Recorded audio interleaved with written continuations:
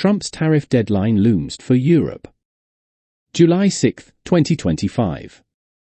With just days left before a 90-day pause on tariffs ends, the US and EU have yet to reach a trade agreement. If no deal is made by July 9, EU goods could face US tariffs of up to 50%, and the EU may respond with retaliatory measures. The transatlantic trade relationship is vital, representing about 30% of global goods trade. In 2024, it was worth $1.68 trillion, $1.98 trillion. The EU posted a $198 billion goods surplus, but it had a $148 billion deficit in services, leaving a total surplus of around $50 billion. Former President Donald Trump has criticized the trade balance, calling it unfair to the US. Talks lagging behind.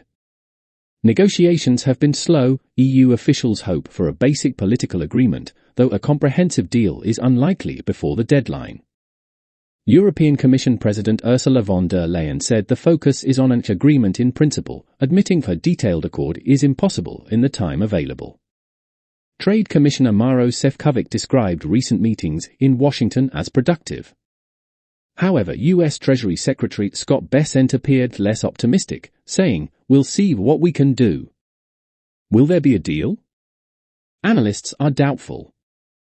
Former U.S. Ambassador to the EU, Anthony Gardner, said a full deal is unrealistic, but a simplified agreement similar to a heads of terms is possible.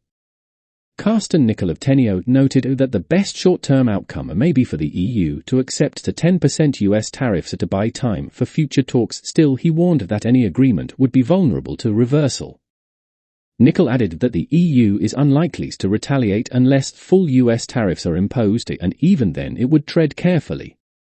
By CNBC, Sophie Keidelin, July 5, 2025.